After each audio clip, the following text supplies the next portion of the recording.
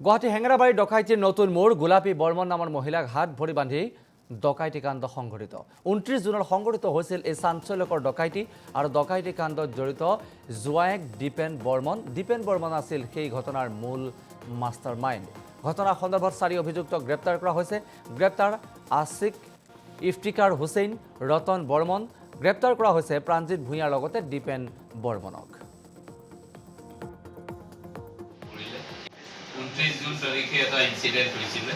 হাউস number 18 সৰজনগৰ চৰুমুখীয়া গোলাপী বৰ্মনৰ ওপৰত আমাক জনোৱা মতে যে দুজন কাঠমিস্ত্ৰী আহিছিলে সেইদিনাখন 29 জুনত তেখেতসকলৰ ঘৰলৈ দৌৰ লগাবৰ কাৰণে তেখেতসকল আহিলে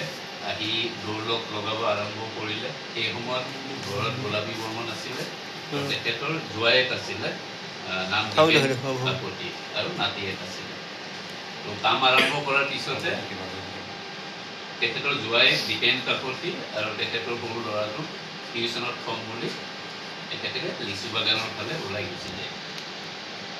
এই সময়তে গোলাপী বৰ্মনক আমাক জনোৱা মতে যে ৰছীৰে বান্ধি মেলি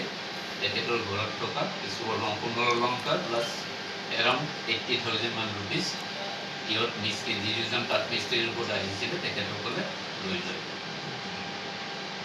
অলপ সময়ৰ পিছত দীপেন বৰ্মন আকৌ ঘৰলৈ উভতি আহে আৰু উভতি যেতিয়া আহে তাৰপিছত আমাক জনোৱা মতে যে তেখেতসকল ৰছীৰে বান্ধি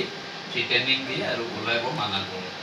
আৰু অলপ পিছত তেখেতসকলে এই যি দুজন কাঠমিস্ত্ৰী আহিছিলে তেখেত দুজনে মিলি টকাখিনি প্লাছ অলংকাৰখিনি লৈ তাৰ পৰা ওলাই গুচি যায় তাৰপিছত আমাৰ ইনভেষ্টিগেশ্যন আৰম্ভ হ'ল ইনভেষ্টিগেশ্যনত আমি গম পালোঁ যে কিছুমান আমাৰ টেকনিকেল ইনপুট আছিলে প্লাছ হিউমেন ইণ্টেলিজেঞ্চো আছিলে তো বেছড অন ডেট আমি আইডেণ্টিফাই কৰিলোঁ যে গুৱাহাটী হেঙেৰাবাৰী ডকাইতিৰ নতুন মোড় গোলাপী বৰ্মন নামৰ মহিলাক হাত ভৰি বান্ধি ডকাইতি কাণ্ড সংঘটিত 29 জুনত সংঘটিত হৈছিল এই চাঞ্চল্যকৰ ডকাইতি আৰু ডকাইতি কাণ্ডত জড়িত জোৱায়েক দীপেন বৰ্মন আছিল সেই ঘটনাৰ মূল মাষ্টাৰ মাইণ্ড ঘটনাৰ সন্দৰ্ভত 4 অভিযুক্তক গ্ৰেপ্তাৰ কৰা হৈছে গ্ৰেপ্তাৰ আছিক ইফতিকাৰ হুছেইন ৰতন বৰ্মন গ্ৰেপ্তাৰ কৰা হৈছে প্ৰাণজিৎ ভূঞাৰ লগতে দীপেন বৰ্মনক 29 জুন তাৰিখে এটা ইনসিডেন্ট হৈছিল হাউস নাম্বাৰ 18 সৰজনগৰ চৰুমুখীয়া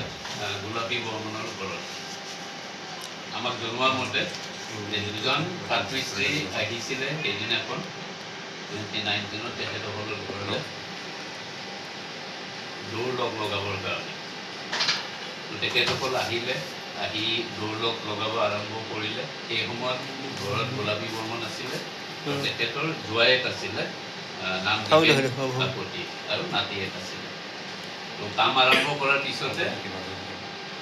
তেখেতৰ জোৱায়েক দীপেন কাকতি আৰু তেখেতৰ সৰু ল'ৰাটো টিউশ্যনত থম বুলি তেখেতে লিচু বাগানৰ ফালে ওলাই গুচি যায় এই সময়তে গোলাপী বৰ্মনক আমাক জনোৱা মতে যে ৰছীৰে বান্ধি মেলি তেখেতৰ ঘৰত থকা কিছু সোণৰ অলংকাৰ প্লাছ এৰাউণ্ড 80,000 মান ৰুপিজ ইয়ত মিস্ত্ৰী যিজন কাঠমিস্ত্ৰীৰ ওপৰত আহিছিলে তেখেতসকলে লৈ যায় অলপ সময়ৰ পিছত দীপেন বৰ্মন আকৌ ঘৰলৈ উভতি আহে আৰু উভতি যেতিয়া আহে তাৰপিছত আমাক জনোৱা মতে যে তেখেতসকল ৰছীৰে বান্ধি থ্ৰিটেনিং দিয়ে আৰু ওলাব মানা কৰে আৰু অলপ পিছত তেখেতসকলে এই যি দুজন কাঠমিস্ত্ৰী আহিছিলে তেখেত দুজনে মিলি টকাখিনি প্লাছ অলংকাৰখিনি লৈ তাৰ পৰা ওলাই গুচি যায় তাৰপিছত আমাৰ ইনভেষ্টিগেশ্যন আৰম্ভ হ'ল ইনভেষ্টিগেশ্যনত আমি গম পালোঁ যে কিছুমান আমাৰ টেকনিকেল ইনপুট আছিলে প্লাছ হিউমেন ইণ্টেলিজেঞ্চো আছিলে তো বেছড অন ডেট আমি আইডেণ্টিফাই কৰিলোঁ যে